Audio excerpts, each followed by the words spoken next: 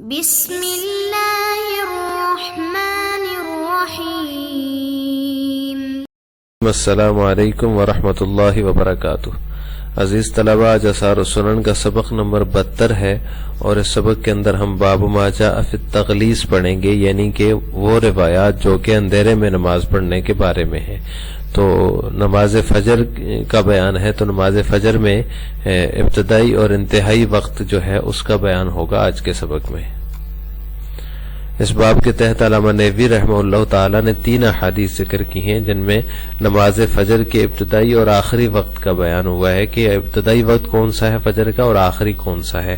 تو آج کے سبق میں ہم ان احادیث کا ترجمہ بھی اور تشریح بھی اور فجر کے ابتدائی اور آخری وقت میں جو فقہا کا اختلاف ہے اس کی تفصیل پڑھیں گے۔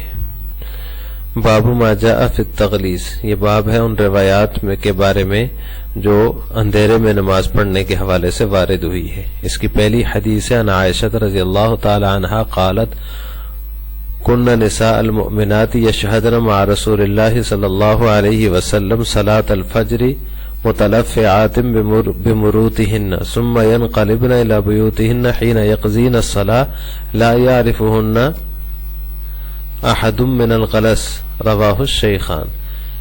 اس حدیث کا ترجمہ یہ ہے کہ حضرت عائشہ رضی اللہ تعالی عنہ فرماتی ہیں کہ ایمان والی عورتیں مومنات جو ہے رسول اللہ صلی اللہ علیہ وسلم کے ساتھ فجر کی نماز پڑھنے کے لیے حاضر ہوتی، متلفعات بمروتهن، اپنی چادروں سے لپٹی ہوتی، ثم ينقلبن الى بیوتهن، پھر اپنے گھروں کو لوٹ جاتی، حين يقضين الصلاة، جب نماز سے فارغ ہو جاتی ہے، نماز پوری کر لیتی۔ لا يعرفهن احد من الغلس، کوئی بھی ان کو اندھیرے کی وجہ سے پہچان نہیں سکتا تھا۔ اس کو شیخین نے روایت کیا ہے۔ ان احادیث کے تحت پہلا مسئلہ تو یہ بیان کیا جاتا ہے کہ فجر کا ابتدائی اور انتہائی وقت کیا ہے، فجر کا وقت شروع کہاں سے ہوتا ہے اور ختم کہاں ہوتا ہے، اور دوسرا یہ ہے کہ فجر کی نماز اندھیرے میں پڑھنی چاہیے یا اسفار میں پڑھنی چاہیے، جب روشنی پھیل جاتی ہے، سورج کے طلوع ہونے سے کافی دیر پہلے جو روشنی پھیلتی ہے، اور جب اتنی روشنی پھیل جائے تو اس روشنی میں نماز پڑھنی چاہیے، بالکل جو ہے سخت اندھیرے میں نماز پڑھنی چاہیے۔ یہ 2 مسئلے ہیں۔ تو پہلا مسئلہ جو ہے وہ فجر کے وقت کے بارے میں ہے۔ تو فجر کا ابتدائی وقت جو ہے وہ بالاتفاق طلوع صبح صادق سے ہے، جب صبح صادق طلوع ہو جاتی ہے تو اس وقت سے فجر کا وقت شروع ہو جاتا ہے۔ انتہائی وقت جو ہے، آخری وقت جو ہے وہ جمہور کے نزدیک وہ طلوع شمس ہے۔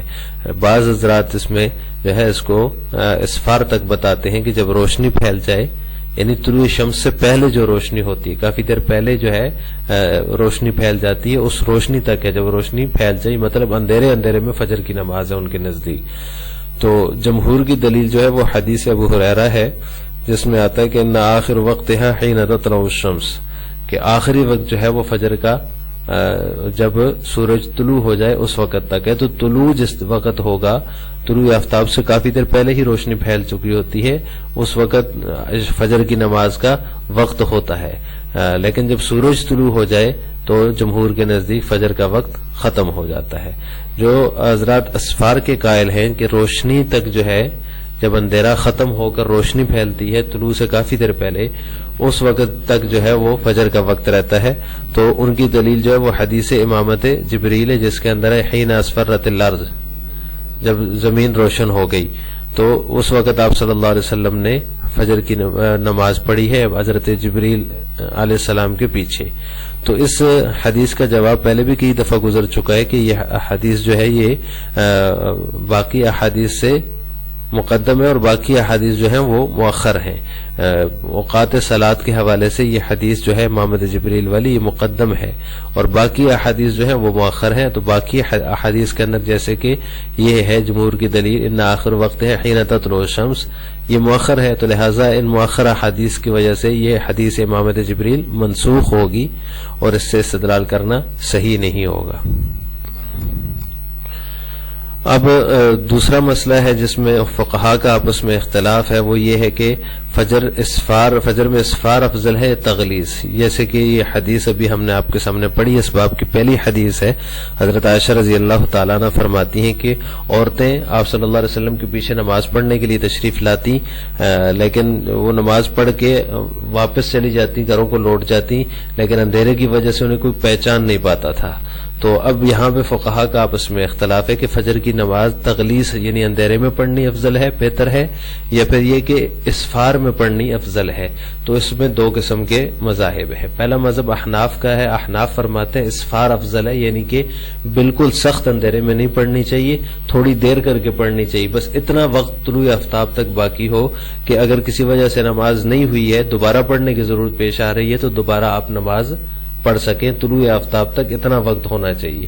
تو احناف کے نزدیک اسفار افضل ہے، یعنی روشنی جب ہو جائے ہلکی ہلکی تو اس میں نماز پڑھنا فجر کی یہ بہتر اور افضل ہے. دوسرا مذہب جو ہے وہ شوافی اور مالکیہ کا ہے.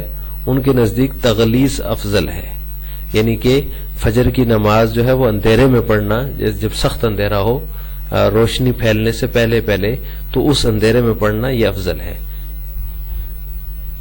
اسفار کی جو دلیل ہے وہ آئندہ باب کی احادیث ہیں، یعنی احناف کی جو دلائل ہیں وہ آئندہ باب کے اندر آ رہی ہیں. وہ احادیث جو ہیں جیسے جو ہے اسفروا بالفجر فإنه اعظم للأجر، کہ فجر کو روشنی میں پڑھو کیونکہ اس میں اجر زیادہ ہے. تو یہ جو ہے قولی حدیث ہے اور اس کے خلاف کوئی قولی حدیث موجود نہیں ہے، یعنی کہ آپ صلی اللہ علیہ وسلم کا فرمان ہے. یہاں پہ آپ صلی اللہ علیہ وسلم نے فرمایا ہے کہ فجر کو روشنی میں پڑھو. تو اس طرح کی کوئی حدیث جو ہے وہ تغلیظ کی نہیں ہے کہ آپ صلی اللہ علیہ وسلم نے فرمایا کو اس کو اندھیرے میں پڑھو. تو لہٰذا یہ ایک واحد حدیث ہے جو قولی حدیث ہے اسفار کی. تو اس لیے احناف اس سے استدلال کر کے کہتے ہیں کہ اسفار افضل ہے، یعنی سخت اندھیرے میں فجر کی نماز نہیں پڑھنی چاہیے. جائز تو ہے لیکن افضل اور غیر افضل کی بات ہے، اولا غیر اولا کا اختلاف ہے. تو احناف کے نزدیک بہتر یہ ہے کہ اسفار میں پڑھی جائے فجر کی نماز، اور وہ اس حدیث سے استدلال کرتے ہیں، اور باقی بھی اگلے باب میں احادیث آ رہی ہیں. تغلیظ کی دلیل جو ہے وہ یہ حدیث ہے جو اس باب کی سب سے پہلی حدیث ہے، حدیث عائشہ رضی اللہ تعالیٰ عنہ، جس میں انہوں نے فرمایا کہ عورتیں آتی ہیں آپ صلی اللہ علیہ وسلم کے پیچھے نماز پڑھنے کے لیے، واپس گھروں کو جب لوٹتی تو اندھیرے کی وجہ سے کوئی انہیں پہچان نہیں سکتا تھا. تو اس حدیث سے استدلال کر کے وہ حضرات فرماتے ہیں جو تغلیظ کے قائل ہیں، وہ فرماتے ہیں کہ فجر کی نماز جلدی پڑھنا، اندھیرے میں پڑھنا، اتنا اندھیرا ہو کہ ایک دوسرے کو آنے جانے والے ایک دوسرے کو پہچان نہ پائیں، یہ افضل ہے. تو اس کا جواب احناف کی طرف سے یہ دیا جاتا ہے کہ غلظ کی احادیث جو ہے وہ اسفار کی احادیث سے منسوخ ہیں. احناف کے نزدیک جو ہے اسفار کی احادیث جو ہے وہ غلظ کی احادیث، یعنی جو اندھیرے میں نماز پڑھنے کے بارے میں، جیسے کہ یہ حدیث عائشہ ہے اور دیگر جو احادیث ہیں، تو یہ جو ہے یہ حدیث اسفار کی وجہ سے، یعنی جن کے اندر روشنی میں پڑھنے کا ذکر ہے، ان احادیث کی وجہ سے یہ منسوخ ہے. دوسرا جواب یہ کہ صحابہ کرام کا اسفار پر اجماع ہے. صحابہ کرام نے جو ہے اس بات پر اجماع کیا ہے کہ فجر کی نماز روشنی میں پڑھنی چاہیے. اور تیسری بات یہ ہے کہ غلظ جو ہے یہ آپ صلی اللہ علیہ وسلم کی خصوصیت تھی. امت کو اسفار کا حکم ہے، جیسے کہ احناف کی دلیل میں گزرا ہے اسفروا بالفجر فإنه اعظم للأجر. تو امت کو جو حکم ملا ہے وہ اسفار کا ہے، اور آپ صلی اللہ علیہ وسلم اگر اندھیرے میں نماز پڑھتے تھے تو یہ آپ صلی اللہ علیہ وسلم کی خصوصیت تھی.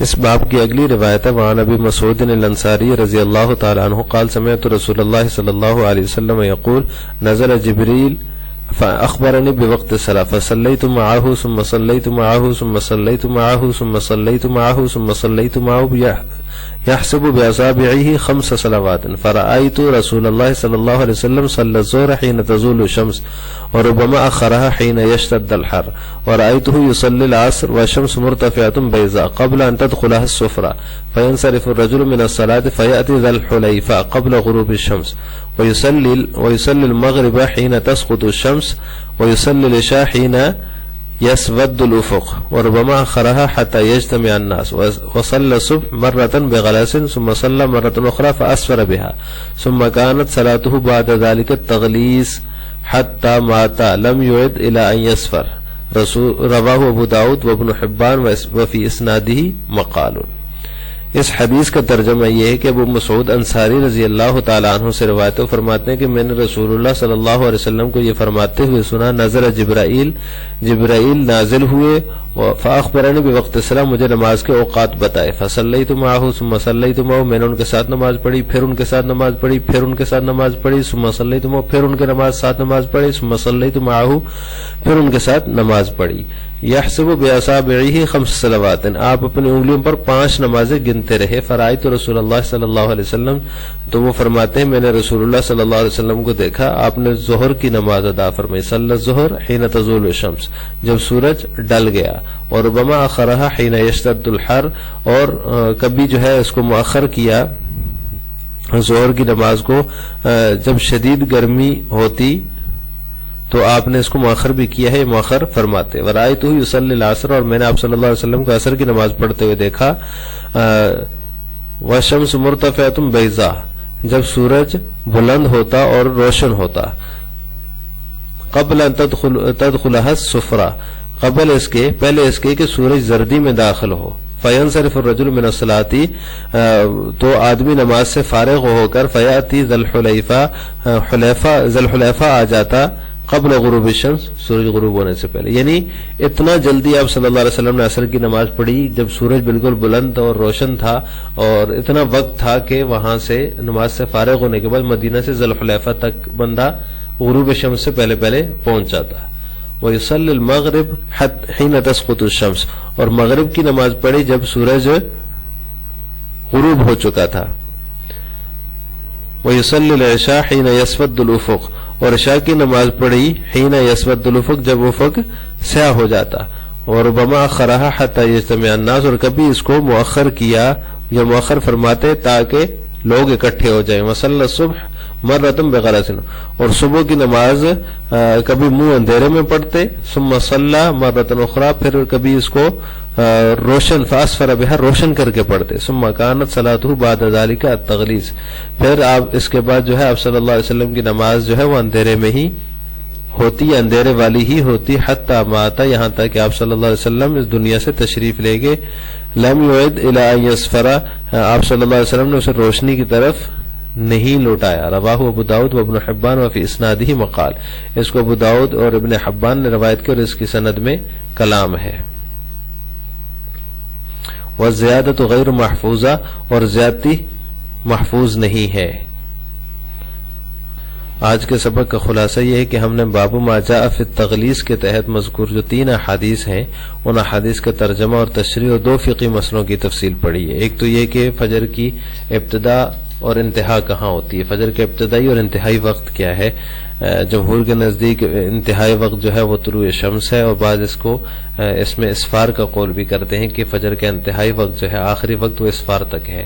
دوسرا مسئلہ یہ ہے کہ ائمہ اربعہ کا آپس میں اختلاف ہے کہ احناف کے نزدیک جو ہے وہ اسفار افضل ہے، اور امام مالک اور امام شافعی رحمہ اللہ تعالی کے نزدیک تغلیظ افضل ہے، یعنی کہ اندھیرے میں نماز پڑھنا فجر کی ان کے نزدیک افضل ہے، اور جبکہ احناف کے نزدیک جو ہے وہ روشنی میں، یعنی تھوڑی تھوڑی جب روشنی پھیل چکی ہوتی ہے اس میں فجر کی نماز پڑھنا زیادہ بہتر اور افضل ہے۔ آخر میں آپ سے 2 سوال ہیں۔ نمبر 1، کیا فجر کی نماز سخت اندھیرے میں پڑھنا افضل ہے؟ اس کا جواب جو ہے آپ نے کمنٹ باکس میں دینا ہے۔ نمبر 2، غلس کی جو احادیث ہیں ان کا جواب کیا ہے؟ جو احناف کی طرف سے جواب دیا جاتا ہے وہ آپ نے کمنٹ باکس میں بتانا ہے۔ السلام علیکم ورحمۃ اللہ وبرکاتہ۔